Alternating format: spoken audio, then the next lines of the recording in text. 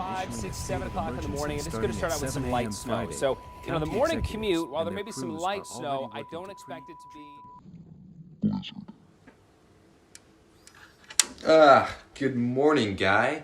My name is Jack, and I steal content.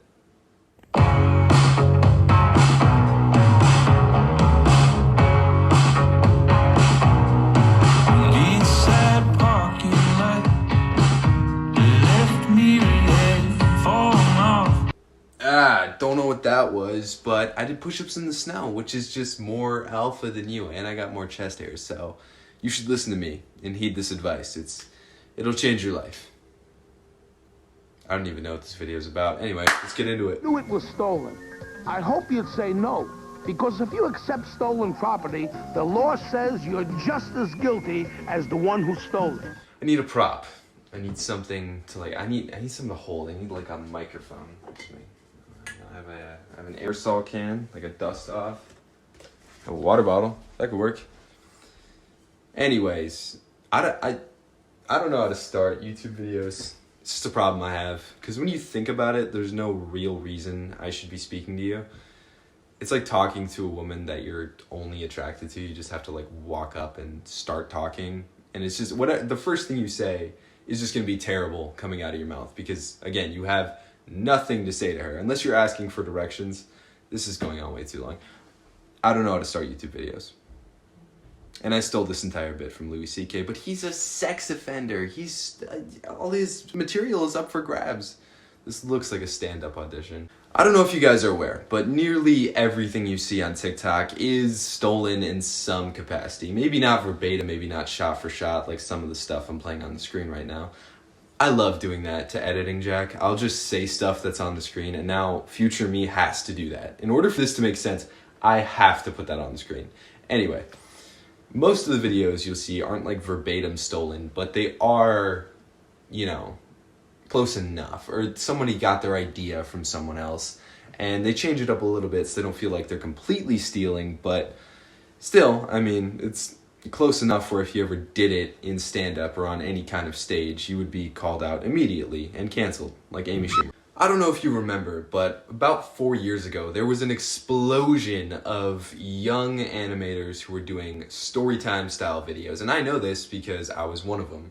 One of the clubs that I joined was called the Young Animators Club. And this was made because of just the influx of children who did not know what they were doing, who wanted to tell stories like James, the creator of The Odd Ones Out.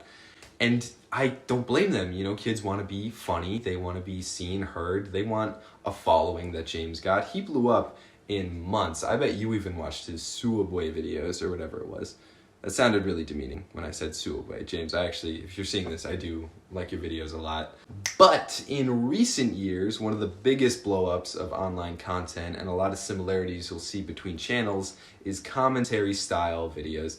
I don't know why I'm air quoting. I look like a dick. I feel like I'm not coming off likable in this video, and I probably am not.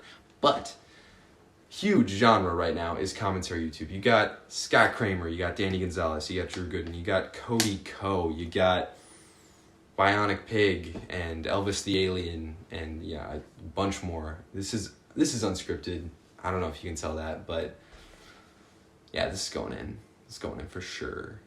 Now, I don't know who started off this genre. Like, I think with the animator thing, you can really attribute that to The Odd Ones Out, and you know, quickly after you had Jaden Animations, and then Tony V Toons, and it's Alex Clark, you know, the whole family tree of animators. But I would attribute the commentary genre to H3H3, and I don't know that for sure. I might be wrong. Shows how much I researched this video, but really what this was, this form of content, was an online version of a comedian doing crowd work.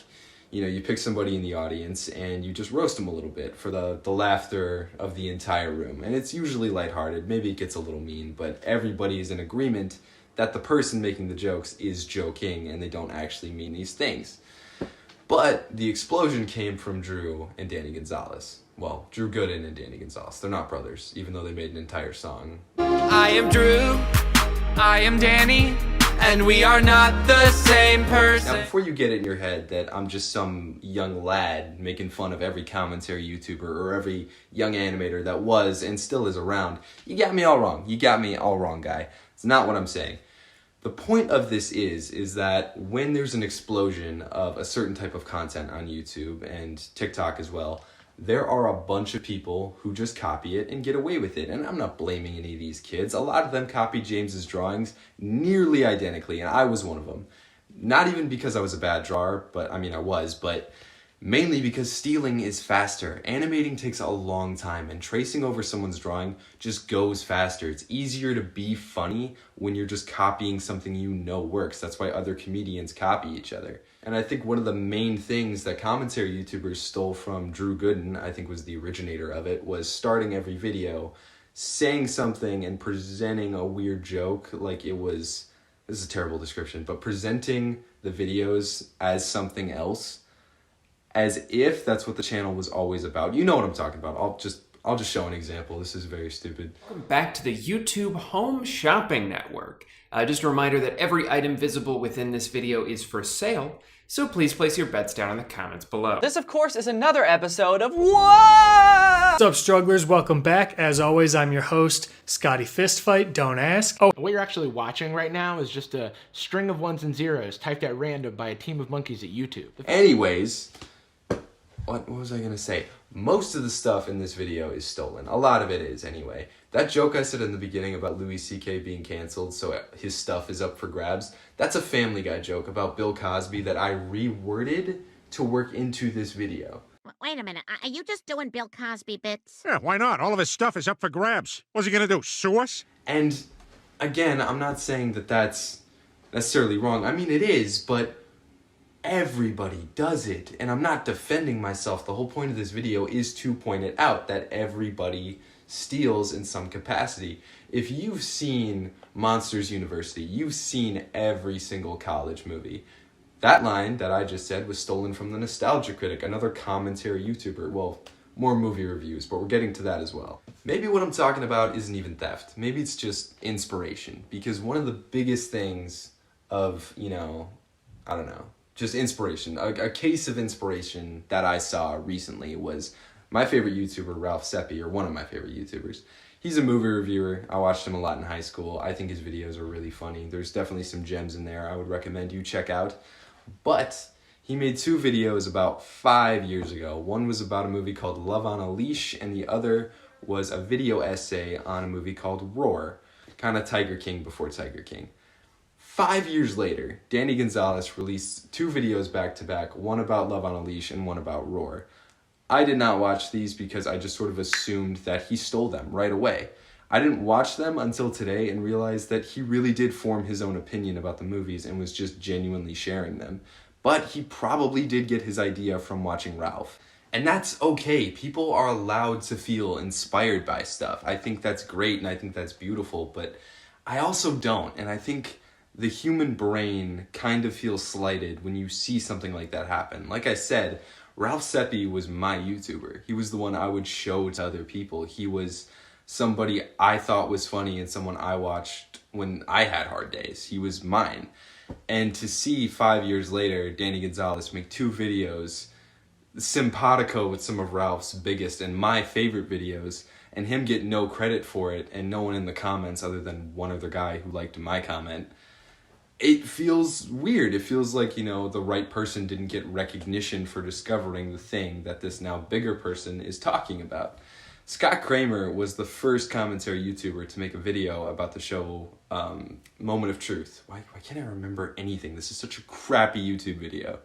Anyway, Scott Kramer, the one to make a video of, I keep forgetting it. Every time I do a take, I forget it. Moment of Truth. He was the first one to make a video on Moment of Truth. Started the Moment of Truth trend. Tongue twister, dude. Moment of Truth trend. Anyway, he started this trend, and every other commentary YouTuber made a video about this. Cody Co, King Wolves, other ones. I'm sure they're on the screen. Don't cut to me. Go back to the YouTubers who made clips. By the way, if you're noticing hairline changes throughout each take, it's because I'm futzing with my hair in between every single take. And now this water bottle is filled with water. I got a new one. because it is very hot behind this light under this robe. I'm very hot in this robe. That's a joke I stole from Ralph Seppi. Play the clip. At Ralph Seppi.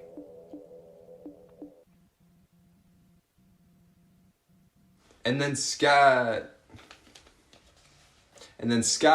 made a video of where he said that he didn't get any credit for starting the Moment of Truth trend. Friggin' nailed it. And Cody Ko made a reply saying sorry to that.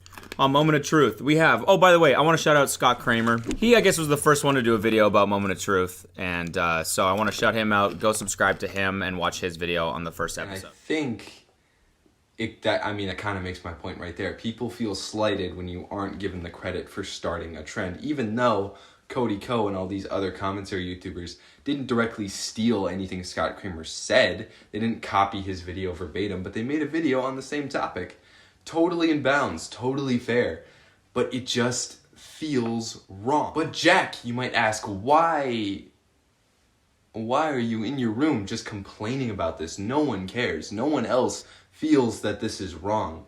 No one else has this feeling about stuff. And I guess that is the point of this video. All week, my entire life really, I've wanted to make a YouTube video that's successful. And, 4 years ago I kind of did. I had this little thing on YouTube called How to Make a Video, like CircleTune HD. He was an animator who wasn't an animator, and it got like 1,500 views, 65 likes, couple comments.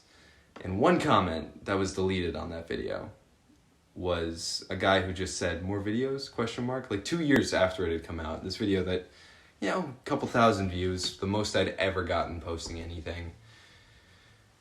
And it stuck with me.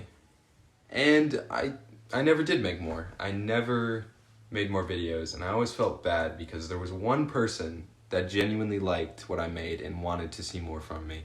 And it felt great, but I just never worked up the courage. And, for years since, I've made YouTube videos that I've never uploaded. I made a whole animation about how to tell if you're in the friend zone or how to know if a girl likes you.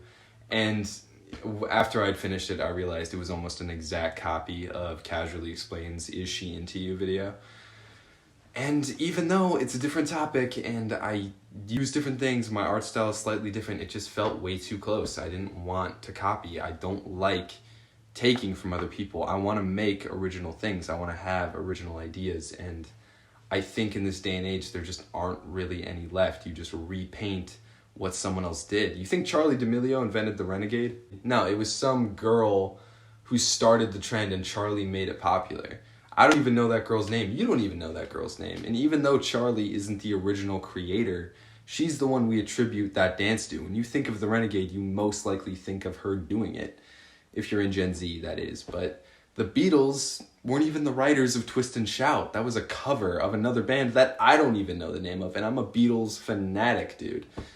And it doesn't matter if they didn't write it. They're the ones that kind of made it big. When you think of Twist and Shout, you think of the Beatles singing it in Ferris Bueller and on the Ed Sullivan Show and plenty of their other shows. And I feel bad making this video because this whole thing, this whole aesthetic, this whole style is a ripoff of a guy named, I just moved this to show more of my chest. I'm such an idiot. This whole video is a complete style copy of Gerbert Johnson. Gerby. I love you, Gerby. And I can't help but feel bad because recently I stumbled upon his content. I loved it. His advice honestly changed my life. A couple days ago, he released a morning routine that I've been following, and it's been amazing. He released a video like 12 hours ago now about competition, and I listened to it, and I like it. I like hearing his thoughts. I like YouTubers that just talk and are themselves. I think more than ever, most of Gen Z is tired of YouTube videos like this. Movie player up here too, guys. We can watch Netflix. We can literally do anything. But I did bring some supplies. And I think a lot of Gen Z kids my age are also getting tired of that style of content, or at least hopefully, and are now seeking out more intelligent YouTubers, more intelligent entertainment to watch, more intelligent jokes to laugh at, and just things you can actually relate to because it's real life. All those YouTubers I just showed, It's not real life. It's a show. It's a show for kids. It doesn't exist. And, you know, I want to make content like that. I want to be that guy. I want to make something original and talk about stuff that's important and actually let my sense of humor shine through and make these entertaining just by standing in front of a blank wall talking. But at the end of the day, I'm ripping off a guy who kind of does it better. And Gerbert, if you're watching this, dude, you're a huge inspiration to me. And a lot of other guys. I think I speak for most of your subscribers when I say that. And keep creating, dude. The original title of this video is going to be called How to Make a Video Like Gerbert Johnson, because I was finally going to upload a video in my old motif of making... Oh, jeez. Oh, I'm keeping that in, dude. That makes me funny right there. Insert Drew Gooden clip I'm thinking of. Soon. I meant to say soon, but I said spoon. Even though I'm constantly doing jump cuts to edit out anytime I pause or hesitate, I left this mistake in because it makes me seem endearing, and also the only chance I have of making you laugh is by accident, because I don't know how to be funny. I don't really have a sense of humor. But anyway, I wanted to make this video and title it How to Make a Video Like Gerbert Johnson, because my first YouTube video that ever did good was how to make a video like CircleTune HD, but in that video all I did was really copy that video, and I think this comment says it all. Yeah, I kind of forgot what it says and I don't want to read it wrong out loud, but it's right there. Damn. And in the original thought for this video, I was going to sit at my desk, casually, shirtless, turn on my TikTok LEDs. I have a candle that I'm looking at. Sorry, I gotta speak into the mic. I have a candle that I'm looking at that I was gonna like light and use for natural lighting like he uses in his, and do like a whole skit where I make a video like that, but really it was just a cop-out so I could make a video like that and then just continue to make videos in the style of Gerbert Johnson, just hope nobody notices. But then I realized something. No one was gonna notice. No one would ever notice because people don't care. Gerbert Johnson probably doesn't even care. He even said if anybody wants to take his videos and get some TikTok clout with it, he's fine. But, you know, I care a little bit. I want to make original stuff. I want to be creative. I want to make cool things. And weirdly, this video kind of did become my own thing. A little bit, I think. Still though, can't help feeling like a little bit of a fraud, but also can't help feeling a little bit proud that this video turned out as good as I thought it was. I have so many videos I've never uploaded to YouTube because they just weren't what I had in mind, and this was not at all what I had in mind for the original video of this. I shot so much footage and a lot of it was unusable because I was gonna do a whole skit where I was outside building a snowman, and then I realized we were getting like six inches of snow like the next day, so I was like, well, I'll just wait for that, and I reshot a lot of the same footage, and it was just, and I couldn't export the videos because my computer is so filled up with crap and other YouTube videos that I never uploaded, and it's just a stressful week, and this video like sincerely looks nothing like I had in mind. But I do like what it turned into, and I can be okay with that because no one cares what you do. No one cares what I do. Maybe that's the point of this video. No one cares what you do at all. So if there's something you really want to do, be prepared that it's not going to look like what you have in your head. But be ready to be horribly proud of the weird thing you make at the end of it. But that only is going to happen if you give it your absolute all. So whatever it is, just don't half-ass it. Whole-ass it. Ron Swanson. No, I stole that. Man, I'm so terrible. But yeah, no one cares what you do. So make that YouTube video. I don't know why I'm pretending like there's an electrician watching this who's like, oh man, if only somebody could just tell me, and I'd go out and get an apprenticeship and do that. No one wants to be an electrician now. Everyone wants to be an influencer. Everybody wants to be liked and admired for doing literally nothing. I act like this video was hard. It wasn't. This wasn't a hard thing to make at all once I leaned into it and went with the flow a little bit. But just do it. Make that YouTube video. You might have it. And if you don't, be an electrician, I guess. All right, see you guys.